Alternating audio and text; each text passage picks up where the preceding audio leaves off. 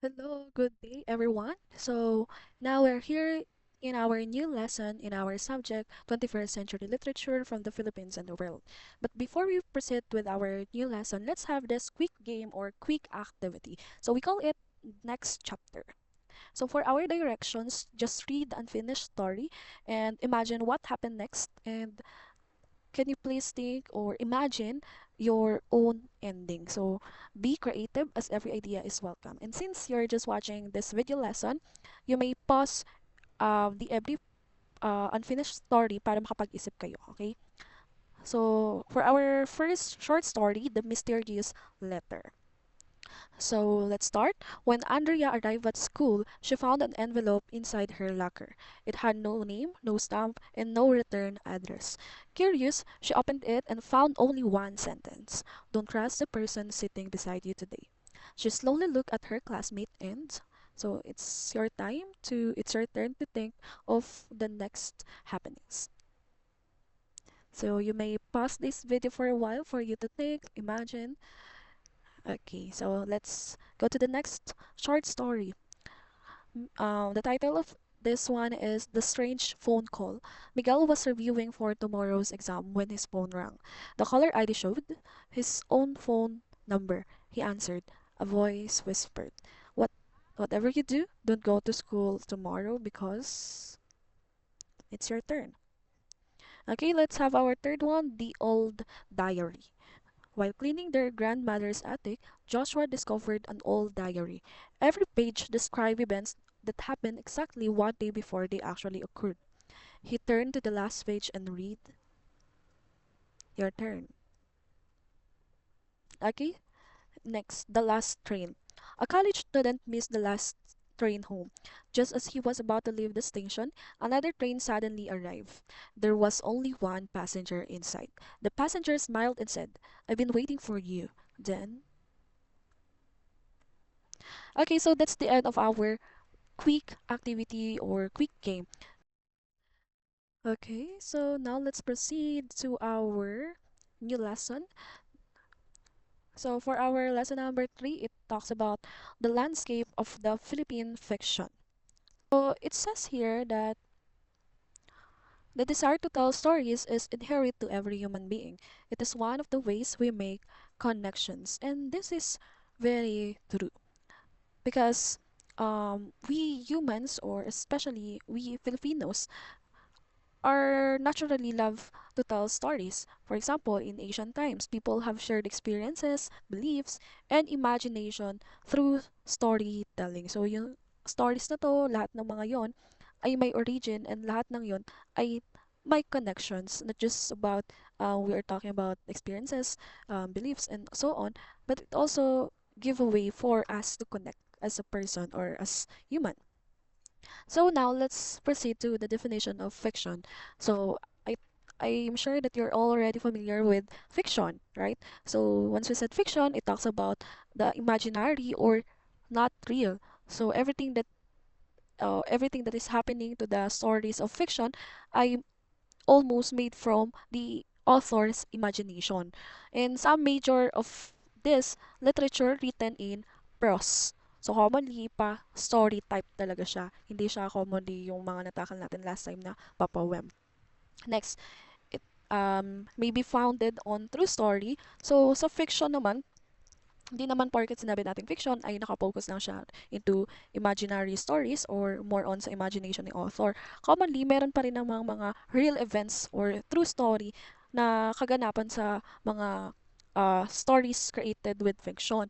So, ang ginagawa doon, hinahaluan nila ng true story and fiction elements. Okay, so commonly, ginagawa nilang nakabase siya sa true story pero yung mga characters fictionated or hindi na totoo yung pangalan ng character, may iniiba lang para hindi siya ganun maging non-fiction. Okay? And then, can be categorized based on length, genre, or themes. So, next, we have Dead Stars. Are you familiar with this story, short story written by Paz Marquez Benitez? So, Paz Marquez Benitez, she is an she is a Filipino writer during the American period. So, It says here it's said to be the mark of an era where Filipinos have already mastered the English language in short story writing. So isa yung Dead Star sa mga naging famous short story before during the American period.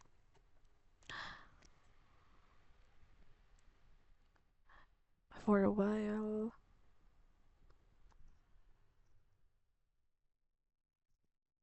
So, um, this story became significant because it showed that Filipino writers had already mastered writing short stories in English. Okay? So, next, we have the types of um, fictions or novels. So first we have novelettes. So it consists or it composed of 7,500 to 19,000 words. So commonly yung theme neto nagre-revolve sa romance or it has sentimental in character. And commonly, yung novelettes, maiksi siya compare sa novellas and novels. And kaya mo itong matapos in just one sit. Okay, next, the novellas, it consists of 19,000 to 40,000 words. So, mas mahaba siya compared sa novelettes. And usually, it explore a conflict in characters, focus on one character's personal and emotional development. And the third one, the novel, usually, it has 40,000 above words. So, ito na yung pinakamahabang version among these three. And it involves multiple major characters, plots, conflicts, point of view, and twist. And can include flashbacks. Kaya ganun siya kahaba kasi marami na siyang elements.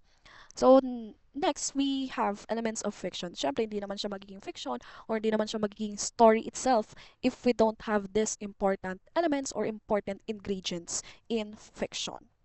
Okay, so first we have setting. Sorry, hindi ko alam kung bakit siya naglolo ko yung graphics. Okay, so let's proceed. So in setting, we have three important components. So first, we have time, place, condition. So in time, ang tinatakal dito if the story happened from the past or if the story happens during or in the modern time or if the story will be happens in the future. Okay, so for example, yung story ng Footnote to Youth, ano kaya yung time noon?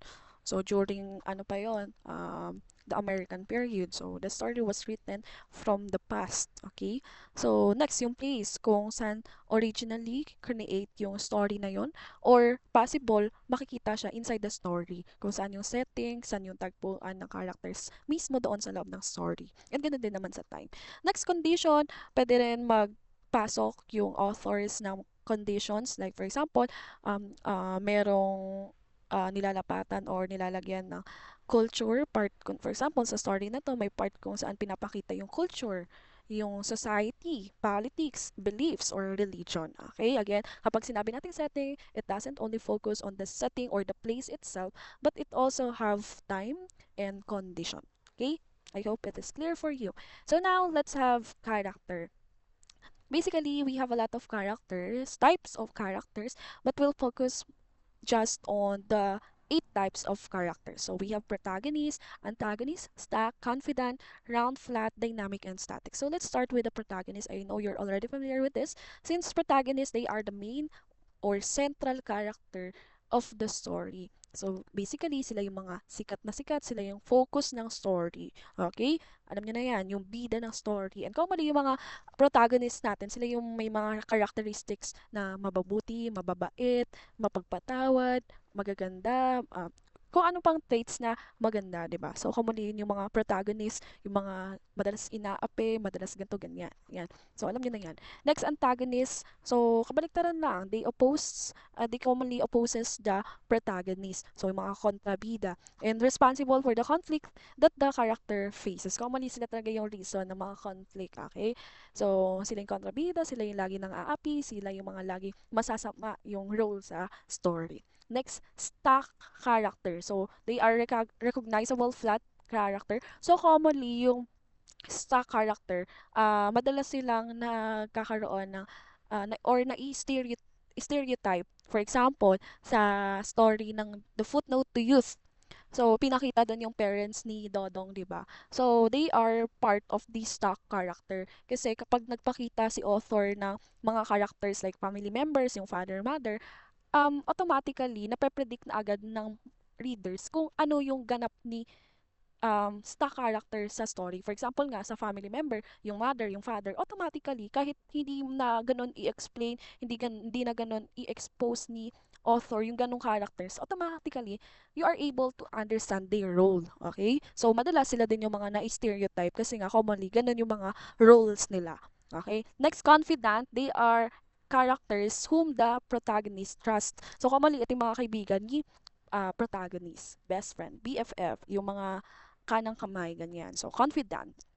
Next, we have round characters. So, basically, they describe in depth with many details. So, for example, sa footnote to youth ulit tayo, 'di ba? Ang protagonist natin doon si Dodong. Si Dodong yung gustong magpakasal kay Taeyang dahil akala niya enough nang mahal niya si Taeyang para pakasalan siya, okay? So, doon usually yung round character, pwede rin siya maging si protagonist, pwede rin siya maging round character since 'di ba ang protagonist siya yung main character, siya yung focus sa story. So, commonly siya yung binibigyan ng depth or diin ng characteristics sa story. So, siya yung mas nakikilala natin, siya yung mas nalalaman natin kung ano yung ugali niya. So, nagbabago yung ugali niya, meron pala siyang ganitong personality, gato, ganyan. So, round. So, maraming details, um, marami tayong malalaman about sa round character. Deep yung malalaman pa natin sa kanya. Next, flat character, limited information. Commonly, yung mga flat character, konti lang yung exposure nila sa story and um, makikilala lang natin sila based sa isang character na pinakita ni author sa character na yon. Okay? So, commonly, yung stock character natin, para lang din silang flat character. So, somehow, medyo parehas sila. Okay? Next, dynamic character. Sila naman yung nagbabago, may pagbabago in their personal, emotional, cognitive growth. Okay? So, for example, nakita mo yung character as masama. Tapos, throughout the story, nagbago yung character na yun. So, may changes na nangyari. Dynamic, nagbabago. Next, static. So, stays the same throughout the story. Kabaliktaran lang ng dynamic. Sa static, walang pagbabago. Kung paano mo siya nakilala from the beginning, from the start, from the introduction of the story, and to the end of the story, ganun pa rin siya. Static, walang pagbabago. Okay? So, ano kaya sa tingin nyo yung difference between the stock, flat, and static. Again, so yung stock, sila yung kahit hindi na masyadong explain ni author sa story, kilala mo na, alam mo na, familiar na yung role niya. Okay? Kapag naman flat, alam mo na ito lang siya. Onti lang yung details na alam mo sa kanya, walang lalim, hindi katulad ng round character. Okay? Ito lang siya. Yun lang yung pagkakakilala mo sa kanya. Okay? Yung static naman, walang pagbabago. Si flat, konti lang, parang limited lang yung alam nating details about that specific character. Si static naman, hindi nagbabago, as in walang pagbabago. Okay, I hope it is clear for you the types of our characters. Next, the point of view. Sobrang basic na neto for you. So, first we have syempre, first person point of view. So, from the perspective of a character. So, commonly, kapag ikaw yung nagbabasa ng story, feeling mo, ikaw yun. Ikaw yung gumaganap sa story. Because we, here in first person POV, the authors uses personal pronoun like I, my, mine, me. Ayan. So, for example, here, I looked up at the terrace and saw Juliet, my love, as beautiful as the sun, looking down on me. Okay, so as you can see, here, the author used the personal pronoun I, my, and me. So, commonly kapag ikaw yung nagbabasa, ikaw yung reader, parang ikaw yung nagsasabi ng line ni Romeo. Okay? So, may ginamit pang figure of speech dyan. O anong type ng figure of speech tong my love as beautiful as the sun. Okay, ano yon? So, figure of speech, simile. Yan. So, ayan. So, tignan nyo tong illustration natin dito. So, ito si Juliet, ito si Romeo. And si narrator, ang ganap niya, ayan. So, si narrator at si character, iisa lang. Okay? Kaya kapag binabasa mo siya, feeling mo, ikaw yung nandun sa story, ikaw yung nagsasalita. Next, the second person POV, reader as spectator. So here in second person POV, ang ginagamit ng um, pronouns ng author dyan ay yung you, ayan, commonly yung you, your, okay?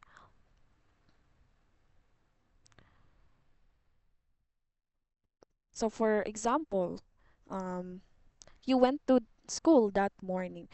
Pero yung second person POV, hindi siya ganun ginagamit sa pagsusulat ng novels. Okay, so commonly, ano talaga, more on first person POV or third person POV. So here we have third person POV, the external narrator, and we also have third person limited follows one character, and third person omniscient can follow multiple characters. So in third person POV, hindi lang siya iisa nga. So meron siyang types. Okay, kapag si third person limited, ang ganap ni author, alam niya lang kung ano yung iniisip ng isang character sa story. So basically, ine-expose niya kung ano yung nararamdaman or iniisip ng one specific character sa story. Whereas, yung third person omniscient, from the word omniscient, all-knowing, so lahat ng characters dun sa story ay ine-expose niya yung feeling. So, parehas na POV ng characters, pinapakita niya kung ano yung nararamdaman, iniisip, and so on. So, for example, when Romeo saw Juliet on the terrace above him, he thought she looked as beautiful as the sun. He thought. So here, this is the example of the third person limited because it only talk about or it only tells about Romeo's thoughts. Hindi niya sinabi yung kung ano rin yung nararamdaman ni Juliet. Okay? So, ganyan yung illustration. So, nandito nasa labas si narrator. Okay? Kaya ang sinasabi niya lang yung thoughts ng one specific character. Okay. So, I hope you're getting it. So, I hope clear sa inyo yung third person limited and third person omniscient. Okay, next, so we have conflict. So, syempre, ang conflict, hindi siya pwedeng mawala sa elements ng fiction. So, since ang conflict siya yung nagbibigay ng exciting part din sa story. So, for example, we have six types of conflict. First, the man versus self, man versus society, man versus technology, man versus nature, and man versus supernatural. So, let's have this man versus man. So, here it is the central character faces opposition from another character. So basically, yung conflict ay nangyayari sa character versus character sa story. Okay? So, for example, yun nga yung kanina, di ba? I explained already the types of characters that we have. For example, sa man versus man conflict, yung antagonist and protagonist. Okay? So, next, man versus self, internal struggle naman po yan. So, yung conflict nangyayari within the characters thoughts, feelings, emotions. So, nasa kanya mismo yung conflict, nasa loob niya. Okay? So, yung kalaban niya dyan, sarili niya. Okay? So, next, so commonly sa man versus self, yung mga genre niyan, pwedeng yung may, or yung topic, yung story about sa mga psychological, ganyan. So, di ba may struggle within themselves yung mga ganong type ng story. So, next, man versus society, battle against traditions, institutions, or laws. So, anything na pumapatungkol sa society, for example, si character against doon, or basta anything na may conflict between the character and the law in that kind of place and so on. Next, man versus technology, when science moves beyond human control. So here naman yung conflict nangyayari between the technology and the character in the story. So so here may part na ng science. Okay? So more on, for example, may mga robot, may mga kung ano pa. So more likely yung genre na pwedeng pumasok dito yung science genre. Ayan, science fiction. So next, the man versus nature, the character against some force of nature such as animal or nature. So yung conflict naman nangyayari versus character, the character versus the specific creature in that story. Ayan, so next, man versus supernatural, any unbelievable, supernatural, or inexplicable phenomena. Okay, so next, let's proceed to our plot of the story. So, commonly yung plot, ginagamit siya para mas madaling intindihin yung story or para mas, or ginagamit din siya to summarize the story. So, ano bang meron sa plot? So, let's use this Gustav Freytag's pyramid. So, let's start with exposition. So, in exposition, necessary background information is provided, such as characters and settings. So, commonly, in exposition, it consists of the introduction part. So, doon ini-introduce yung characters and yung setting. Okay? So, sa exposition din, commonly, yung kaganapan dito, smooth pa lang kasi introduction pa nga lang siya. So, pinapakilala kung ano yung characters, ano yung type ng characters na meron sa story, ano yung setting, ano yung unang tagpuan, saan sila nagkakilala, saan sila nagkaroon ng encounter, and so on. Next, the rising action, the character faces complications and tension builds up. So here in rising action from the word itself, rising action. So pataas siya. Kaya kung mapapansin nyo, yung pyramid, ayan. So nag-start dito tayo dito at the bottom, pataas. So in rising action, dito na nag-start na makaranas ng conflicts or ng problema yung main character natin. And the tension are building up. So, yung climax naman, it is the turning point or the exciting part of the story. So, since nagkaroon na ng tension, so, ang next nun, yung exciting part sa story, which is the climax. So, the turning point of the story where the plot changes direction. So, dito rin na re-reveal yung plot ng story, yung pinaka um, ganap ng story. So, kaya yung climax, more likely sinasabi natin siya, exciting part. Next, falling action, the lives of the characters are on track to going back to normal. So, from climax to falling action, that means, uh, nagkakaroon na nare-resolve na yung problem sa story, nagkakaayos na yung character sa story, ganyan. And then, sa denouement or the resolution, the end of the story where conflict is resolved and the protagonist live for good, distortion of ending may happen. So here, the final part of the story ay resolution. Na-resolve na lahat ng problem, wala nang gulo, naging maayos na ulit yung buhay ni protagonist. So that's the plot of the story. So kung if ever you're going to encounter na ang bibigyan kayo ng task to summarize a kind of story, so magandang advice ay gawin nyo to, yung plot.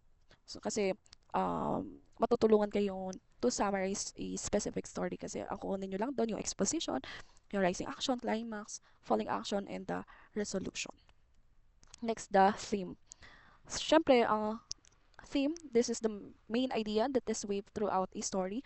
May have more than one theme, but sorry, but some themes may stick out more. So, commonly yung mga stories, hindi lang naman siya na-focus into one theme, but also it consists of a lot of themes or ideas and can vary from person to person or depending to the author. So, depends naman kung ano yung magiging um, response natin, di ba? We already tackled the response, reader response theory wherein it depends on the readers kung paano niya naintindihan yung story. So, depende, kapag nagbabasa tayo sa story, iba yung nagiging interpretation natin and somehow, iba yung nagiging dating ng tema sa atin. So, here, pwedeng gumamit si author ng themes like judgment, survival, peace and war, love, heroism, good and evil, cycle of life, depression, deception, coming of age. So, everything, pwede applicable sa isang story. Next, we have genres of fiction. So, we're almost done. So, in genres of fiction, I know familiar naman na kayo dito since you're already exposed to every genres that we have today. So, first we have mystery, also called detective fiction. And here, it uses literary devices like red herrings and cliffhangers. So, commonly, ang goal ng mystery is to confuse the readers or to give clues, to give cliffhangers, yung mga pabitin. And usually, it talks about solving a crime or a puzzle using clues and suspense. Next, we have thriller. So, it is dark, mysterious, and suspenseful driven stories. But, ang pinagkaiba niya lang sa mystery, meron na siyang psychological element. And, ayan, it builds suspense, danger, and psychological tension. Next, the horror. So, here, it it has the intention to scare the readers with supernatural or terrifying elements. So usually it focuses on themes of death, demons, evil spirits, scary beings like monsters and ghosts, etc. Next, historical. So here, set in the past and combines historical research with creative storytelling. Next, the famous genre known that we know, the romance. So it centers around love story between two people with an emotionally satisfying ending. Next, Bildungsroman. For sure, hindi siya ganun ka-familiar sa inyo. So, it revolves around a character growing psychologically and morally from their youth into adulthood, experience of emotional loss, etc. So, pinapakita dito kung paano nagkaroon ng personal growth, lahat holistic growth ng isang tao sa story. Yung Harry Potter, pwede siyang ma-considered as part ng Bildungsroman genre kasi 'di ba yung Harry Potter nag-start siya sa pagiging bata. Pinakita yung pagiging bata niya hanggang pagka binata niya. So, yun yung Bildungsroman. More likely nakafocus siya sa characters growth. So, in all aspects, emotionally, psychological, or cognitive, and personal, or physical aspect. Next, science fiction, so inspired by natural science like physics, chemistry, and astronomy, or social sciences like psychology, anthropology, and sociology. A world that is different because of technology. So usually it explores world shaped by science and technology. Next, we have fantasy, so takes place in an imaginary world with magic and mythical beings. So yung magic realism naman, it has the magical elements also. It consists of real life events. Okay, so parang combination siya ng fiction and non-fiction. Next, realistic fiction. So ito naman, yung realistic fiction, katulad ng sinabi ko kanina from our intro, meron siyang taste or meron siyang part na yung story ay based sa true story. Okay, so ayan, it depict real people, places, and stories, pero ginagawa siyang fiction. Then, it has reflections on humanity. Next, speculative fiction, and it encompasses a number of different genre of fiction, from science fiction to fantasy to dystopians. It was like an umbrella, broad yung speculative fiction na meron tayo dito. Next, we have historical biographical approach. So, here in historical approach, the context about the time the text was written could have influenced its creation. So, commonly, yung mga stories, hindi lang siya, or for example, na-create tong kind ng book, ng story na to, hindi lang siya more likely nakafocus doon sa story itself, but also, it has historical background or biographical background. So, more likely, baka kaya ganito yung naging context ng story ay may influence or may approach ng history or historical background or biographical background. Katulad nga dito, the context about the time the text was written could have influenced its creation. For example, yung The Prometheus Unbound. Though, poem siya, pero it has a historical value. So, hindi lang siya na-create for us to see na inspired siya sa Greek mythology or sa, ayan. So, doon pinapakita na there's is history. So, may nangyari from the past, kaya siya na-create. So, it talks about the martial law era, right? Okay. Next, the biographical approach. Since the text was an output of a certain individual, it is important to investigate the life of the creator. So commonly naman here in biographical context, it talks about the life and experiences of the author. So commonly yung mga stories, pwedeng related siya sa experiences ni author mismo. For example, yung um, so for example, yung create na novel ni Jose Rizal, The Nalimitang Here and El Filibusterismo. So yung story niya, though fiction siya, di ba? Pero kung i-investigate, i-critic mo yung text, it has the connection with the author's experiences. So that's the biographical approach, okay, that we can see, and it is very evident in the text. So that's the end of our lesson number 3. I hope you've learned a lot from this new lesson number 3. So thank you for your time, for your attentively listening in our lesson. Thank you and goodbye.